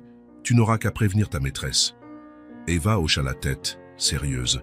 « Je connais vos numéros par cœur, et je sais que tu es l'avocat le plus important de la ville. Alors ils me répondront vite. » Théo sourit, amusé par sa logique. « Ça ne marche pas tout à fait comme ça, mais disons qu'ils répondront vite parce que tu es l'élève la plus importante de l'école. » Hélène ajusta le cartable sur les genoux d'Ava. « Prête à te faire de nouveaux copains? Je crois, murmura Ava, pas totalement convaincue. Puis, se souvenant de quelque chose, elle demanda « Mamie, tu seras là quand je rentrerai, hein ?»« Bien sûr, ma chérie. Je préparerai tes biscuits préférés pour le goûter. » La petite ride d'inquiétude entre les sourcils d'Ava disparut un peu. Le trajet jusqu'à l'école parut plus court que jamais. En quelques minutes, ils se retrouvèrent devant le grand portail rouge de l'école Saint-Exupéry, où des parents et leurs enfants affluaient pour la rentrée. Certains bambins pleuraient, d'autres couraient déjà vers leurs amis. Des enseignants accueillaient tout le monde avec de larges sourires. La directrice, Madame Bernard, vint à leur rencontre dès qu'elle les aperçut. Elle connaissait déjà Eva, venue plusieurs fois en visite préparatoire. « Bonjour, famille Wilder », lança-t-elle chaleureusement. « Et bonjour surtout à toi, Eva. Prête à découvrir ta classe et tes nouveaux camarades. » Eva jeta un coup d'œil à la directrice, puis au vaste préau rempli d'enfants qui la regardèrent parfois avec curiosité. Machinalement, elle saisit la main de Théo et la serra fort. « Vous nous laissez une minute ?» demanda Théo à la directrice. Madame Bernard hocha la tête, compréhensive. « Bien sûr, je vous attends là-bas. Prenez votre temps. » Quand ils furent seuls, Théo se mit à hauteur d'Ava. « Et tout va bien se passer, d'accord? Souviens-toi de ce qu'on s'est dit. Être nouveau, c'est toujours un peu dur, mais ça passe vite. »« Et s'il se moque de mon fauteuil ?» murmura Eva, exprimant sa plus grande peur. « Si quelqu'un se moque ou te blesse avec des mots, tu me le dis, et on gère ça ensemble. » Il lui prit doucement les deux mains. « Mais tu sais quoi? Je pense que tu vas être surprise. Les enfants sont souvent curieux, ils poseront des questions, mais ils acceptent généralement les différences plus facilement que les adultes. » Eva acquiesça, les yeux verts plongés dans les siens. « Et si quelqu'un me demande à propos de maman ?» Théo n'y avait pas pensé. Il eut un bref moment de flottement. « Tu dis ce que tu as envie de dire. Que ta maman est au ciel, ou que tu n'as pas envie d'en parler maintenant. Suis ton cœur. Je peux leur dire que j'ai le meilleur papa du monde, et qu'il est avocat de mon cœur. » Elle eut un petit sourire. « Et que mamie fait les meilleurs biscuits de la planète. » Le cœur de Théo se réchauffa à ces mots si simples. « Parfait. » Il arrangea délicatement le ruban dans ses cheveux. « N'oublie jamais que tu es géniale, Eva Martine Wilder, intelligente, drôle, courageuse. Ceux qui ne voudront pas être tes amis passeront à côté d'une superbe amitié. » Un sourire se forma sur son visage. « C'est vrai? Absolument. » Il se releva, lui tendant la main. « On y va ?» Eva inspira profondément, comme elle avait appris à le faire pour calmer son anxiété. « C'est parti. » Ensemble, ils rejoignirent la directrice, qui leur expliqua comment la journée allait se dérouler. Les horaires, les activités, la maîtresse qui avait prévu un accueil personnalisé. Théo poussait doucement le fauteuil d'Ava à travers la cour. Quelques enfants la regardaient avec curiosité. Une fillette aux cheveux bouclés lui fit un signe de la main, et Ava lui répondit timidement. Ils arrivèrent là où les parents devaient dire au revoir à leurs enfants. Eva serra de nouveau la main de Théo, ses yeux désormais humides. « Tu vas m'attendre » demanda-t-elle, la voix tremblante. Théo sentit sa gorge se serrer.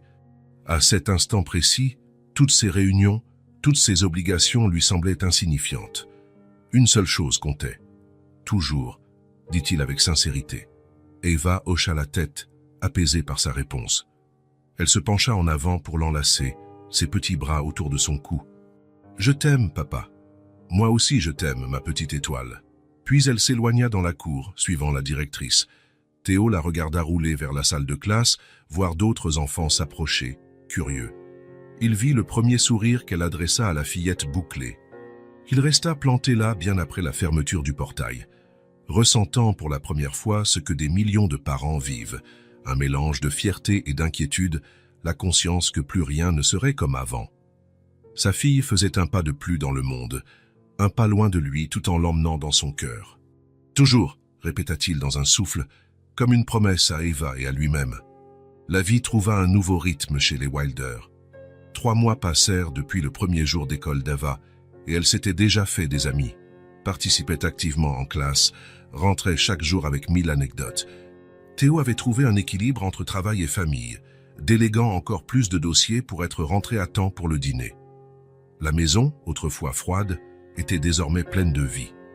et au centre de cette transformation se trouvait Hélène. Discrète et efficace, elle gérait tout, des repas réguliers aux vêtements soigneusement rangés d'Ava, en passant par les médicaments et le suivi des devoirs.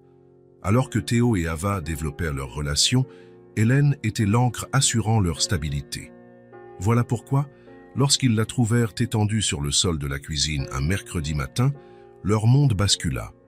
Théo fut le premier sur place. Il avait entendu un choc sourd suivi du bruit de vaisselle brisée, ce qui l'avait tiré du lit. Il se précipita en bas, encore en pyjama, le cœur battant. Hélène était allongée, consciente mais désorientée, une tasse cassée à quelques centimètres de sa main. Son visage était pâle, perlé de sueur. « Hélène, qu'est-ce qui t'arrive » s'écria-t-il en s'agenouillant à ses côtés pour vérifier qu'elle n'était pas blessée. « Ça va » marmonna-t-elle en essayant de se redresser. « Juste un vertige, ça va passer. » Mais en tentant de se relever, ses jambes cédèrent de nouveau. Théo la retint par les épaules pour qu'elle ne tombe pas une seconde fois. « Non, ça ne va pas. J'appelle une ambulance. »« N'en fais pas trop, » soupira-t-elle faiblement. « Je ne veux pas inquiéter Ava. » Mais la fillette était déjà là, arrêtée à l'entrée de la cuisine, les yeux agrandis par la peur. « Mamie ?» Sa voix était petite et tremblante. « Qu'est-ce qui arrive à Mamie ? Elle ne se sent pas bien, ma chérie. Je vais appeler un médecin. » Tandis que Théo composait le numéro d'urgence, Eva s'approcha d'Hélène, encore assise par terre, adossée au placard. Elle lui prit doucement la main, dans un geste d'une tendresse infinie. « Ça va aller, mamie, » dit-elle, reprenant les mêmes mots qu'elle avait entendus tant de fois de la bouche des adultes. « Les docteurs vont te soigner. » Hélène esquissa un faible sourire, serrant la main d'Eva. « Bien sûr, mon ange, ne t'inquiète pas. » Mais il y avait un voile dans son regard, une conscience que Théo perçut immédiatement. Hélène savait que ce n'était pas qu'un simple malaise passager. L'ambulance arriva 10 minutes plus tard, qui parurent une éternité. Les ambulanciers furent efficaces et bienveillants, expliquant chaque geste à Eva, qui les observait, le visage blême d'angoisse. Lorsqu'ils mirent Hélène sur la civière, elle attrapa la main de Théo. « Occupe-toi d'elle, » murmura-t-elle. « Évite-lui d'assister à... Enfin, tu comprends. » Théo acquiesça, la gorge serrée. « Je vais monter avec toi. »« Non !» Hélène refusa catégoriquement. « Reste avec Ava. Elle a besoin de toi. Fais venir la voisine pour la garder et rejoignez-moi ensuite à l'hôpital. » Théo hésita, tiraillé entre deux responsabilités. Mais le regard d'Hélène ne tolérait pas de discussion. Il acquiesça encore, à contre-cœur. Les événements s'enchaînèrent dans un flou d'agitation. Il appela Madame Lefebvre, la voisine de confiance, aida Eva à s'habiller en vitesse, tentant de maîtriser la panique. En moins d'une demi-heure, ils étaient en route pour l'hôpital. Dans la voiture, Eva resta silencieuse, fixant le paysage défilé par la fenêtre. « Mamie va s'en tirer », répéta Théo comme pour s'en convaincre lui-même. « Les médecins vont la soigner. »« Comme ils ont soigné maman ?» demanda-t-elle, la voix à peine audible. Théo sentit un poids glacial tomber dans son estomac. Comment répondre? Comment promettre ce qu'il ne pouvait garantir? Chaque cas est différent, Eva. Ta grand-mère est forte, et maman aussi était forte, coupa la fillette, sa voix se brisant. Elle s'est battue très fort, c'est mamie qui me l'a dit, et pourtant, elle est morte. Un feu rouge lui donna un bref répit. Il se tourna pour la regarder. Moi aussi, j'ai peur, admit-il, mais on ne peut pas imaginer le pire avant même de savoir ce qu'il en est. On va rester auprès d'elle, quoi qu'il arrive. Ava hocha la tête, sans conviction. À l'hôpital, ils furent dirigés vers la salle d'attente des urgences. Il y avait déjà beaucoup de monde, des gens arborant la même expression d'inquiétude. Certains pleuraient, d'autres faisaient les 100 pas. Théo remplit des formulaires, échangea avec l'infirmière tout en essayant de rassurer Ava. 1 heure s'écoula, puis 2. Enfin, un médecin à l'air fatigué appela le nom d'Hélène. Théo poussa le fauteuil d'Ava jusqu'à lui. « Monsieur Wilder, je suis le docteur Lebrun. Votre belle-mère est stable à présent. Que lui est-il arrivé ?» Le médecin jeta un coup d'œil à Eva, hésita un instant. « Pouvez-vous venir par là ?» demanda-t-il en désignant un coin à l'écart. « Eva, attends-moi un instant, d'accord? Je reviens tout de suite. »« Non, » s'écria Ava, attirant les regards. « Je veux savoir aussi. »« C'est ma grand-mère. » Théo échangea un regard avec le médecin, qui finit par acquiescer. Très bien, allons-y tous les trois. Dans un recoin plus calme, le docteur Lebrun expliqua la situation. Hélène avait fait un AVC ischémique, un caillot bloquant partiellement la circulation sanguine dans une zone du cerveau. Ils étaient intervenus assez vite pour limiter les dommages permanents. Mais nous avons découvert d'autres complications, poursuivit le médecin, d'un ton professionnel teinté de compassion. Sa tension artérielle est constamment élevée et il y a des signes d'insuffisance cardiaque congestive. Nous avons aussi relevé des anomalies hépatiques qui nécessitent des examens approfondis. Théo essayait de tout assimiler. Ça signifie quoi, concrètement? Elle va s'en remettre? Le médecin choisit soigneusement ses mots. Nous pouvons stabiliser son état, contrôler ses symptômes. Mais compte tenu de son âge et de la combinaison de problèmes, on parle plus de soins continus que de guérison. « Elle va mourir ?» demanda Eva, sa voix tranchant la conversation comme un rasoir. Le docteur Lebrun regarda la fillette, son expression s'adoucissant. « Pas dans l'immédiat, non. Mais ta grand-mère va avoir besoin de soins spéciaux à l'avenir. » Ava baissa la tête, ses petites mains serrant les accoudoirs du fauteuil à s'en faire blanchir les jointures. Quand elle releva le visage, des larmes coulaient silencieusement. « Je ne veux pas perdre mamie aussi, » dit-elle d'une voix brisée. « Je ne peux pas encore perdre quelqu'un. » Théo sentit son cœur se déchirer. Il s'agenouilla devant elle, prenant ses mains tremblantes dans les siennes. « Ava, regarde-moi, » dit-il doucement. Quand elle leva les yeux, il poursuivit. « On va faire tout ce qu'on peut pour aider ta grand-mère. Les meilleurs médecins, les meilleurs traitements. Et quoi qu'il arrive, tu ne seras jamais seul. Jamais. Tu m'as moi, maintenant. »« Tu promets ?» demanda-t-elle, la voix enrouée. « Je te le promets de tout mon cœur. » Ava le serra alors contre elle, aussi fort qu'elle le pouvait, comme si Théo était sa bouée dans la tempête. Il sentit ses larmes imprégner sa chemise et laissa aussi couler les siennes. Les jours qui suivirent mirent leur résistance à l'épreuve. Hélène resta hospitalisée pour des examens complémentaires et l'ajustement de son traitement. Théo réorganisa complètement son emploi du temps, travaillant à distance quand c'était possible, déléguant un maximum, annulant des rendez-vous. Il se partageait entre l'hôpital, l'école d'Ava et la maison désormais vide sans Hélène. Ava, de son côté, fit preuve d'une détermination étonnante. Elle confectionna des cartes, des dessins et de petites fleurs en papier pour décorer la chambre d'hôpital de sa grand-mère. Elle demanda à faire des recherches sur ses pathologies, cherchant à comprendre. Et lors de chaque visite, elle s'efforçait de raconter des histoires drôles, de lire à voix haute, comme si elle voulait masquer ses angoisses. Mais le soir, seule avec Théo, ses barrières tombaient. Les questions fusaient sur la mort, le deuil, la peur d'être abandonnée. Des questions sans réponse simple. « Si mamie va au ciel comme maman, qui va s'occuper de nous ?» demanda-t-elle un soir, alors que Théo l'abordait. « Je veillerai sur toi, et toi sur moi, » dit-il en essayant de garder un ton rassurant. « Et mamie ne partira pas tout de suite, elle a encore beaucoup à faire ici. » Comme quoi? Comme te voir grandir, t'apprendre à faire son gâteau au chocolat inimitable. M'aider à ne pas brûler les pancakes. Un petit sourire s'esquissa sur le visage d'Ava. C'est vrai que tu brûles souvent les pancakes. Après 2 semaines, l'équipe médicale accepta qu'Hélène poursuive ses soins à domicile, sous surveillance infirmière régulière et en kinésithérapie, des soins palliatifs, même s'ils évitaient ce mot devant Eva. Théo transforma son bureau du rez-de-chaussée en chambre pour Hélène, afin qu'elle n'ait pas à monter les escaliers. Le jour de son retour fut comme une petite fête. Eva avait tout décoré. Dessins sur les murs, guirlandes de fleurs en papier sur la porte, peluches soigneusement disposées sur le lit pour lui tenir compagnie. Quand l'ambulance arriva, Eva attendait sur le pas de la porte, sa plus belle robe, un nœud dans ses cheveux. Théo comprit qu'elle voulait afficher de la force et de la joie pour sa grand-mère. Hélène semblait plus faible et amaigrie, mais ses yeux s'illuminèrent en apercevant Ava. Les ambulanciers la transférèrent dans un fauteuil roulant, provisoire, insistait-il, jusqu'à ce qu'elle retrouve des forces. « Regarde-nous toutes les deux », plaisanta Hélène, se plaçant à côté d'Ava. « On va pouvoir faire la course dans le couloir. » Ava sourit, mais ses yeux brillèrent de larmes contenues. Quand les ambulanciers s'éloignèrent et que Théo partit signer quelques papiers, elle s'approcha de sa grand-mère. « Tu m'as tellement manqué, mamie, dit-elle, la voix tremblante.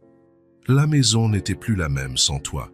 Hélène serra la main de sa petite fille, les larmes au bord des paupières. Toi aussi, tu m'as manqué, mon ange, plus que tu ne peux l'imaginer. Théo revint, formant un trio autour d'elle dans l'entrée. Ils restèrent là, 3 générations réunies, chacun avec ses angoisses, ses espoirs, ses promesses. Mais unis par des liens solides. 3 générations sous un même toit. Une famille, pas forcée par les circonstances, mais choisie, soudée par l'amour. « Bienvenue chez toi, Hélène », dit doucement Théo. « Merci de m'avoir ramené », répondit-elle en balayant la pièce du regard, émue. « Merci de m'avoir ramené à la maison. » À cet instant, malgré les incertitudes à venir, il y avait une conviction inébranlable. Ils affronteraient tout ensemble, comme une famille, comme ils auraient toujours dû l'être. La maison des Wilder n'avait jamais été aussi colorée. Des ballons violets et dorés, les couleurs préférées d'Eva, flottaient au plafond du salon. Des banderoles brillantes proclamant « Joyeux anniversaire » ornèrent les murs. Sur la table, un gâteau à 3 étages, décoré d'un glaçage bleu et de petits tournesols en sucre, trônait fièrement. C'était l'anniversaire d'Ava, 7 ans, son premier anniversaire avec son père. Théo n'avait jamais organisé de fête d'enfant, mais il compensa son inexpérience par sa volonté. Au cours des dernières semaines, il avait étudié la question comme s'il s'agissait d'un dossier. Thème de fête, décoration, animation, cadeaux. Hélène, encore affaiblie mais déterminée à participer, s'occupa du menu, dirigeant depuis son fauteuil les opérations culinaires. À présent, la maison était remplie de monde. Les nouveaux amis d'Ava de l'école couraient dans le jardin, participant à des jeux animés par une intervenante déguisée en princesse astronaute. Un concept qui ne pouvait séduire que des enfants de 7 ans et qui enchantait totalement Eva. Quelques collègues de Théo discutaient sur la terrasse, tandis que les parents d'élèves se retrouvaient autour du buffet. Dans le salon, Hélène était assise dans son fauteuil, entourée de 2 vieilles amies qui venaient régulièrement depuis son retour de l'hôpital. Son visage, certes toujours marqué par la fatigue, s'illuminait dès qu'elle entendait le rire d'Eva à l'extérieur. Théo circulait entre les groupes, s'assurant que chacun ne manquait de rien.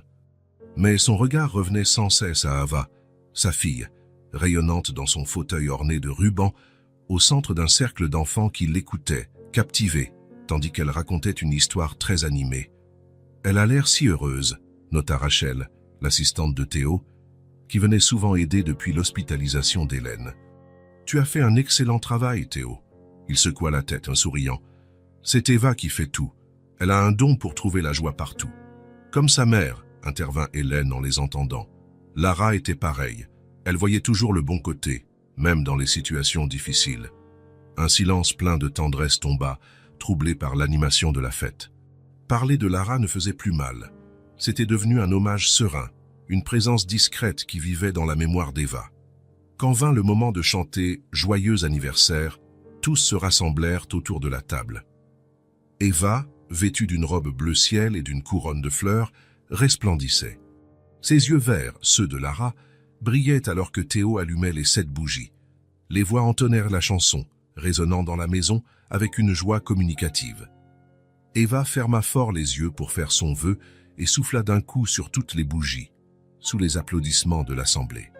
Tandis que le gâteau était découpé et servi, Théo leva sa coupe de jus de fruits, pas d'alcool dans une fête d'enfants, et fit teinter une cuillère contre le verre pour attirer l'attention. « J'aimerais porter un toast », déclara-t-il, la voix légèrement voilée par l'émotion. « À notre fêtée, ma fille, Eva. » Tout le monde leva son verre. « Il y a 1 an, reprit Théo, j'étais un autre homme.